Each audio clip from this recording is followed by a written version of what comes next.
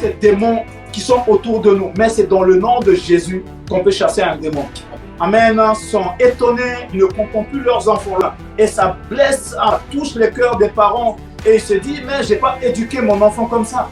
Bien aimé, ce n'est pas par rapport à l'éducation que tu as reçue, fait que tu fais ces choses. C'est parce que l'ennemi a semé quelque chose. L'ennemi a soufflé dans l'oreille de l'enfant. Pour enlever l'unité de la famille, là où est-ce que les parents étaient unis à leurs enfants, là où est-ce qu'ils se comprenaient, l'ennemi vient voler ces choses afin que la famille se divise. Mais dans le nom de Jésus, si tu pries parents, et si moi je prie, si nous prions, bien aimé, l'ennemi ne peut plus toucher à nos enfants. Tes enfants sont dans des choses horribles. Lève-toi et prie et crois. Et tu vas voir ce que Dieu va faire. Que ce que tu as fait dans le cœur d'un homme, ça va être difficile à sortir vers le Seigneur Jésus. Et dis-lui, Seigneur, je suis là avec les mains élevées, un cœur ouvert. Je veux t'accepter seulement. Il va te donner une nouvelle naissance.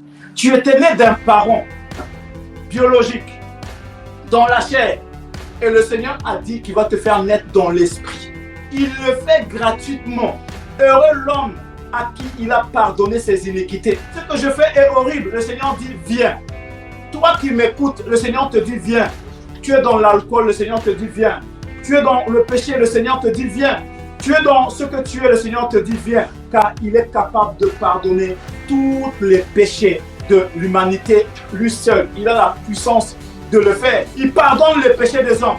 Qui est cet homme qui va venir dire qu'il a le pouvoir de pardonner les péchés? Et il va dire, mais qu'est-ce qui est plus important? De dire à l'homme que les péchés sont pardonnés ou dire lève-toi et marche? C'est une démonstration. Dit qu'il il a le pouvoir de pardonner, mais il a le pouvoir de dire à celui-là, lève-toi, prends ta nappe et marche, afin que tu sois libre. Il y a un seul corps. Alors lorsque nous parlons de l'anatomie, nous parlons de la manière dont le corps est formé, qui veut dire qu'il y a une tête, il y a des membres. Vous avez les bras, vous avez les pieds et vous avez le tronc. Jésus-Christ est celui qui est la tête de ce corps. Nous parlons de choses spirituelles et ce cerveau n'est pas mort. Ce cerveau est encore vivant aujourd'hui. Ce cerveau est là pour coordonner le corps de Christ. Il nous laisse son esprit qui va nous aider à comprendre ce que le cerveau demande. Et la première chose qui doit être faite avant d'être unis par rapport au corps, il faut que nous soyons unis dans l'esprit avec le Seigneur. Lorsque deux personnes marchent ensemble, c'est qu'ils se sont d'abord accordés, mais il fait la volonté de celui qui l'a envoyé.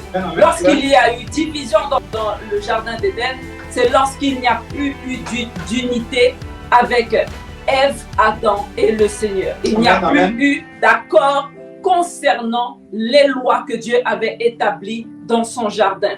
Il y a eu des accords, il y a eu désobéissance, il y a eu rébellion, ce qui a fait que Dieu a dû amener la séparation. Si Jésus-Christ n'était pas en accord avec ce qu'il demandait, il ne serait pas descendu, venu sur terre pour pouvoir accomplir la volonté de Dieu. Il nous montre la fusion, il nous montre qu'il demeure dans le Père, que le Père demeure en lui et qu'ils viendront demeurer en nous. Nous voulons comprendre ce que Dieu veut faire avec le corps de Christ, avec son corps. Nous devons déjà comprendre ce qu'il veut pour nous-mêmes personnellement. Nous devons déjà être en accord et marcher dans l'obéissance par rapport à sa parole. Le corps pourra faire ce qu'il a à faire, quel que soit le temps, quelle que soit la dénomination, quel que soit le continent, le pays, la tête, le cerveau actionnera les choses comme il le fera, autant qu'il le faudra pour que les choses se fassent. Il n'y a pas plusieurs évangiles, il n'y a pas plusieurs dieux, il n'y a qu'un seul Dieu. Lorsque Dieu nous amène à lui, il voudrait que nous soyons éduqués ou rééduqués à la manière de la parole de Dieu. Ainsi, plusieurs frères et plusieurs sœurs, même en étant éloignés, même en étant séparés dans plusieurs pays différents, peuvent être dans le même esprit parce qu'ils reçoivent la même éducation. Alléluia, merci Saint-Esprit. Ils reçoivent la même parole, ils reçoivent les mêmes enseignements. Vos frères qui sont éloignés passent aussi par les mêmes épreuves.